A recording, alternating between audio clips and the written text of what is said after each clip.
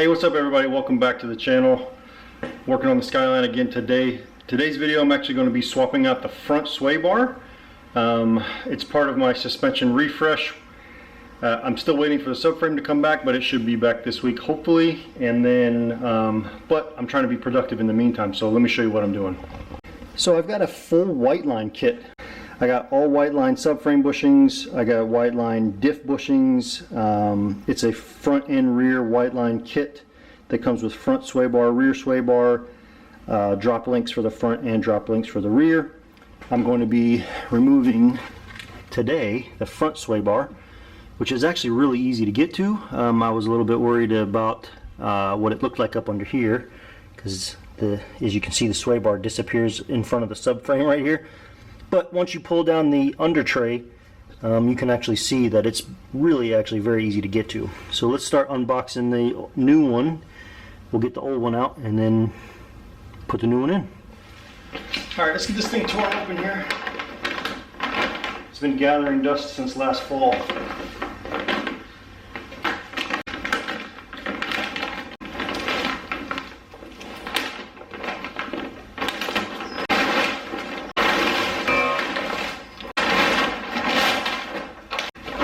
This is the part number. It comes with the front and rear. It is BNK009. Everybody needs more stickers to put on their toolbox.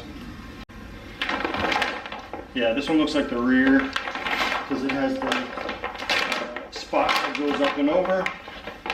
So that I will put over here, out of the way. And this one is the front. If you're just getting the front, this is the part number, BNF27Z.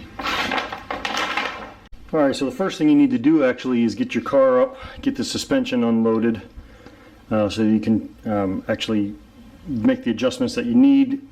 You can actually remove the sway bar without taking the wheel off, but obviously my car is pretty much disassembled at this point, so it's actually a lot easier to show you how to do this since everything is out of the way. The first thing you're going to do is you're going to actually disconnect the end links on both ends, and you can get to it from underneath the car. It's actually really not too difficult to do, but we're going to get this off. This one's completely shot. It's, I mean, old, but you can see it's just super loose. But then you actually can see right down in here, I'll turn this light on so you can see better. Right down, hopefully you can see that, but right down in there, that's where the sway bar actually attaches. And there is a bolt, one right here, and then the other one you have to get to it from up underneath.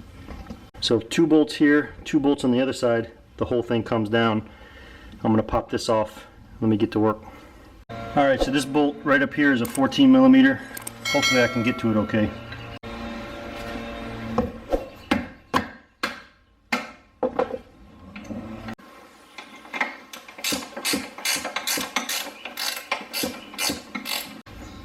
There we go, that's that one.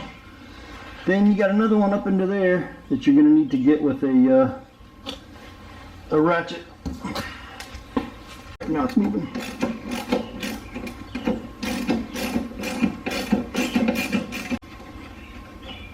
Okay, that nut comes off and this thing is free.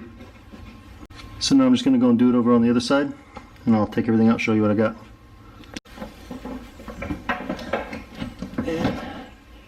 Out it comes. Oh, let's go take a look.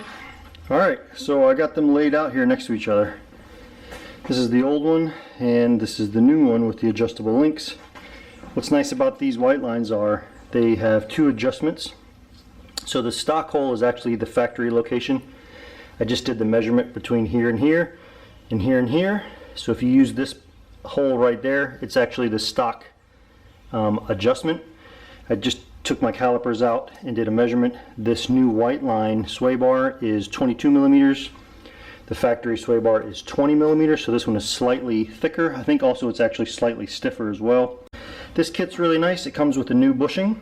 Although I did look at these older bushings, they're actually not in that bad a shape, surprisingly. but I'm going to be replacing them anyway since I got a new one, and it's worth it to me to just go ahead and have new everything. So I'm going to get these things greased up. Over there, the kit comes with a little bit of grease. I'm going to get these greased, put back into these fittings, and I'm going to reassemble and put this new sway bar back in.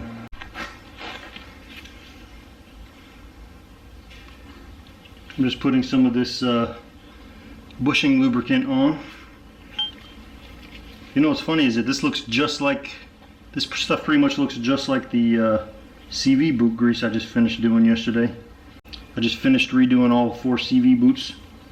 Alright, drop that down in there. We'll get this thing put around the new one, and then we'll put it back up inside the car. I'm going to take this cap, I'm going to squeeze this cap down over it. So that way it's in the right place. Well, at least the first one's in. Alright, I'm going to start this bolt, this nut on here to hold it in place so this one doesn't go flying off. Stay put. So yeah, so if you can, get one side up and get that nut started on it to keep it from flying all over the place. And then do the other side. And that should do it.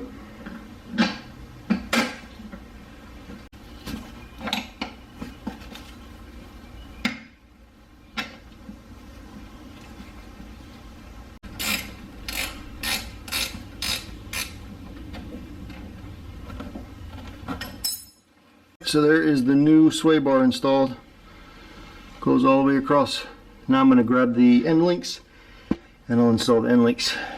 Because the suspension is completely taken apart here, I'm actually just going to install these and let them hang, and then when that way I can actually get the when I get the knuckle and all the other suspension pieces back into here, then I'll be able to actually bolt this all back up.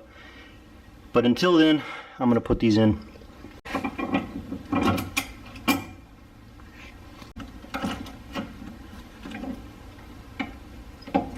Screw that down on. Alright, these are 17s.